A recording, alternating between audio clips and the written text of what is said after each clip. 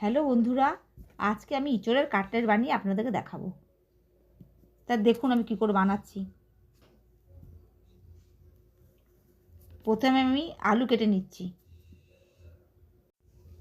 আমি এখানে দুটো বড় সাইজের আলু নিয়েছি, দুটো নিলেই হয়ে যাবে। আর আলু দিতে হবে না, আলু তো টাইট হবে না, আলু লাগবে। তা আলুগুলোকে লম্বা লম্বা করে কেটে নেবো, দুটো সেদ্ধ করবো। আর ইঁচড়গুলোকে ছোটো ছোটো করে কাটবো, একসাথে সেদ্ধ করতে দেবো। এরকম লম্বা লম্বা করে আমি কেটে নেবো।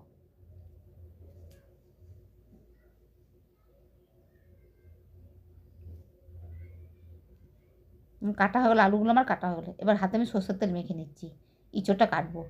সরষের তেল মেখে নিলে হাতে কষ্ট লাগবে না, তাড়াতাড়ি কষগুলো ছেড়ে যাবে।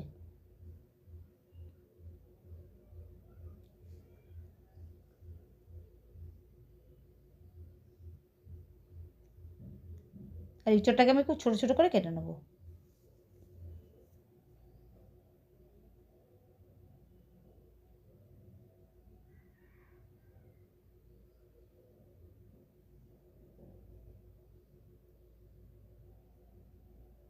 ইঁচড় কাটলে আবার সেই শক্ত সিটটা ফেলে দিতে হবে, নয়তো আবার এগুলো খেলে পেটও খারাপ করবে আর সেদ্ধও হবে না।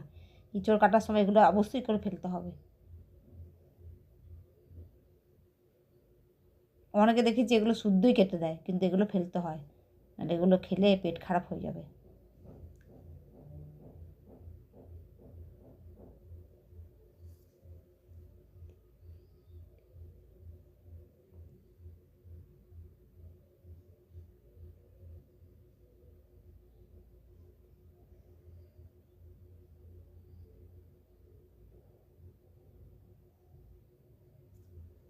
এভাবে আমি সমস্ত ইঁচড়টাই কেটে নিয়েছি ছোটো ছোটো করে, এভাবে কেটে নিয়েছি।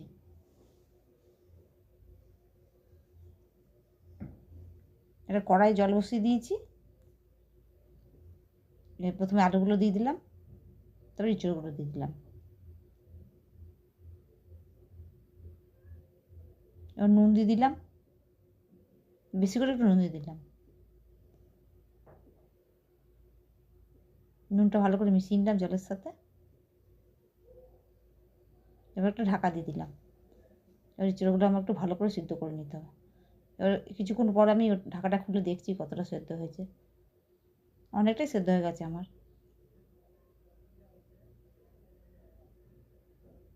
একটু হবে। আবার ঢাকা দিয়ে দিলাম। এবারে আমি একটা মশলা করে নেবো, সেই জন্য একটা প্যান বসিয়ে দিয়েছি, একটু ভাজা মশলা করে নেবো। প্রথমে 4টে শুকনো লঙ্কা আমি দিয়ে দিলাম। একটু শুকনো লঙ্কা একটু ভাজা ভাজা হয়ে গেলে এর মধ্যে আমি দারচিনি দিয়ে দিলাম।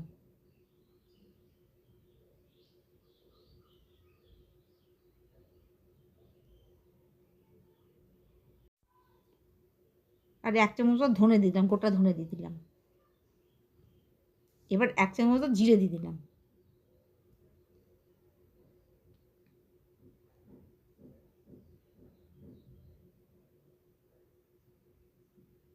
মশলাটা একটু ভাজা হয়ে গেলে ভালো করে ভেজে নিলাম, ভেজে নিয়ে আমি নামিয়ে দিলাম মশলাটা। এই মশলাটা গুঁড়ো করে নিতে হবে। এবার দেখুন জলটা পুরো শুকিয়ে গেছে, এবার আমার সেদ্ধ হয়ে গেছে ইঁচড়টা।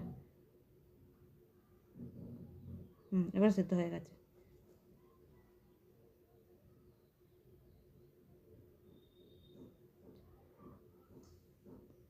এবার একটা থালার মধ্যে নামিয়ে একটু ঠান্ডা করতে দিলাম। এবার এই আলুগুলো আলাদা করে রেখে প্রথমে ইঁচড়টাকে আমি হাত দিয়ে একটু ম্যাশ করে নেবো।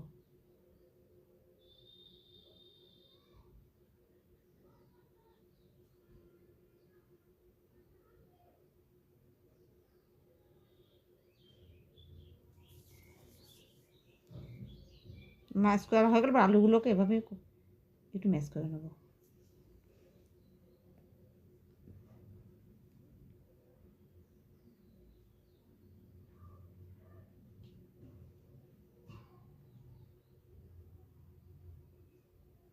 এবার কড়াই বসিয়ে দিলাম, কড়াইয়ের মধ্যে একটু কাঁচা বাদাম আমি ভেজে নেবো প্রথমে।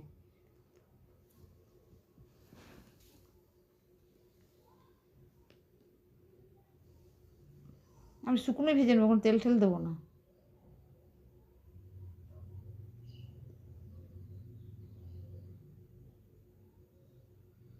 ভাজা হয়ে গেছে, এবার নামিয়ে দিলাম। এবার কড়াইয়ের মধ্যে তেল দিয়ে দিচ্ছি, তেলের মধ্যে জিরে ফোড়ন দিয়ে দিলাম। এবার জিরে দিলাম, এর মধ্যে আমি কিছুটা কুচনো পেঁয়াজ দিয়ে দিলাম।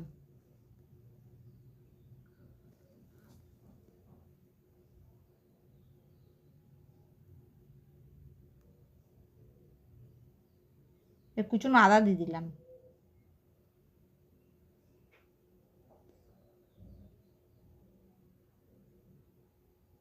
কুচনো রসুনও দিয়ে দিলাম, রসুন দিলাম, আদা রসুন কুচি দিয়ে দিলাম।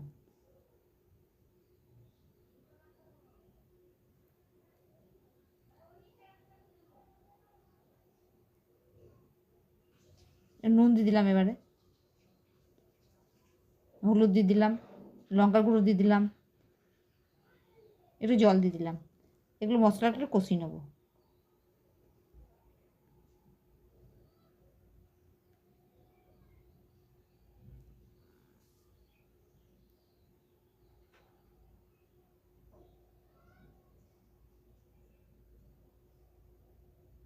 ভালো করে কষিয়ে নিতে হবে আদা রসুনটাকে।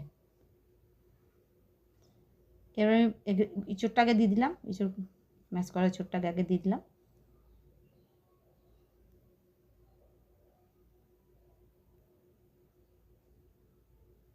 আলুটাও দিয়ে দিলাম।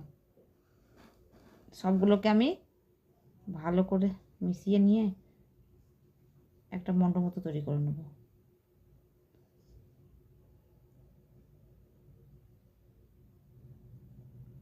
এর মধ্যে বাদাম কুচি দিয়ে দিলাম, ভেজে রেখেছি বাদামটা, সেটা গুঁড়ো করে দিয়ে দিলাম। একবারে গরম মশলা দিয়ে দিলাম ওপর দিয়ে।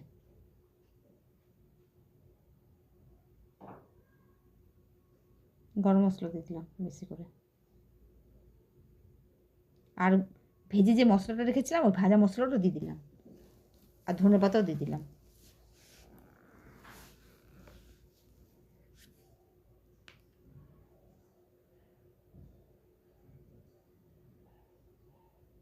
সবগুলোকে নিয়ে ভালো করে মিশাতে হবে, মিশিয়ে একটা শক্ত মতো করে নিতে হবে যেন লিচি কাটা যায়।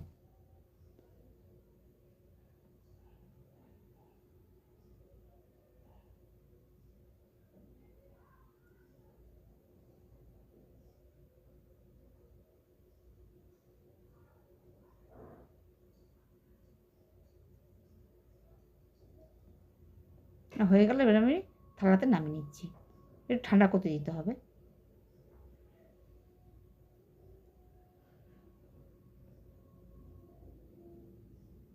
এবার আমরা স্টিলের বাটি নিয়ে নিয়েছি, এর মধ্যে আমি কর্নফ্লাওয়ার দেবো, বেশ কিছুটা মতন কর্নফ্লাওয়ার আমি নিয়ে এবার নুন দিয়ে একটু পাতলা পাতলা করে গুলে নেবো আমি। নুন দেওয়া হয়ে গেলে এবার জল দিয়ে দেবো, জল দিয়ে পাতলা করে একটু গুলে নেবো।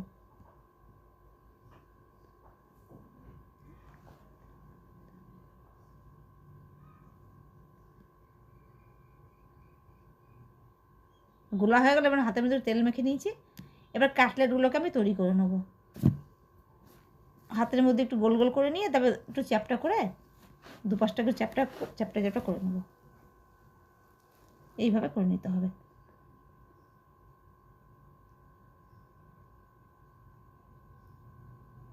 এবার কর্নফ্লাওয়ারের মধ্যে একটু ডুবিয়ে নিলাম, ব্রেড ক্রাম্বসের মধ্যে আমি এগুলোকে কোট করে নেবো। আমি ডবল করেই কোট করব। হয়ে গেল, আবার আমি কর্নফ্লাওয়ার জলের মধ্যে একটা ডুবিয়ে দিলাম, দিয়ে উঠিয়ে নেবো, আবার আমি ডবল করে কোট করে দেবো।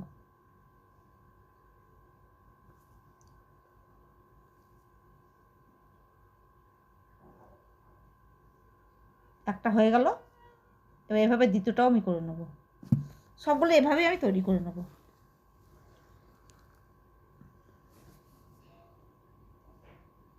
এবার হাতের মধ্যে নিয়ে চ্যাপটা চ্যাপটা করে করে দেবো। আবার ডুবিয়ে দিলাম কর্নফ্লাওয়ারের মধ্যে, তুলে নিয়ে ব্রেড কাপের মধ্যে আবার একটু কোট করে নেবো। কোট করে নিয়ে আবার দ্বিতীয়বার ডুবিয়ে নিলাম, আবার দ্বিতীয়বার কোট করে নেবো এইভাবে।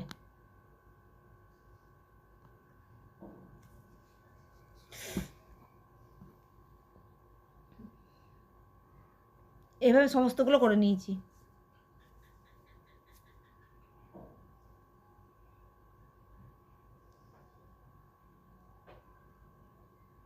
এইভাবে সবগুলো আমার করা হয়ে গেল।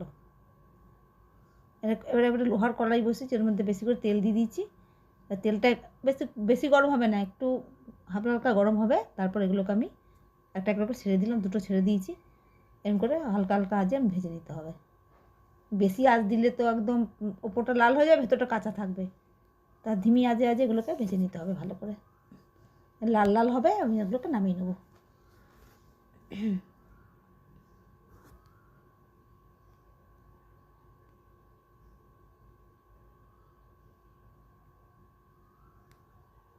এবং উল্টে পাল্টে ভালো করে ভেজে নেবো আমি।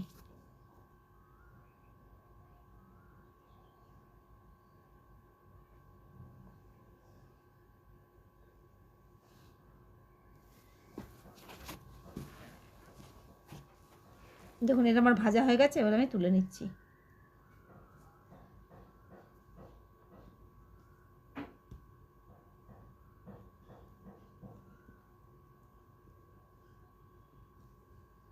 এবার আবার আমি দুটো দিয়ে দিলাম।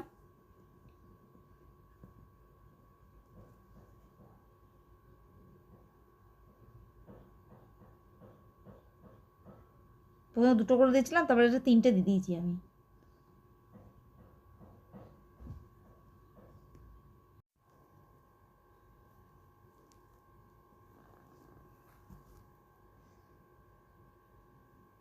এই 3টে ভাজা হয়ে গেল আমার, এই 3টেকে এবার আমি নামিয়ে নেবো।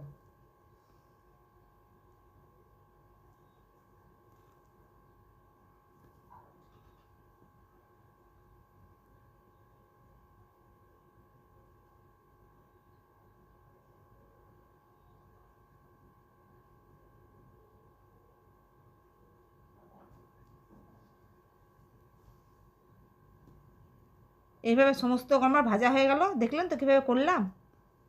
এভাবে আপনারাও করবেন। তাহলে এই ভিডিওটা যদি ভালো লেগে থাকে অবশ্যই লাইক করবেন, শেয়ার করবেন এবং সাবস্ক্রাইব করে দেবেন।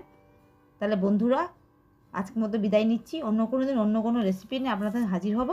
নমস্কার।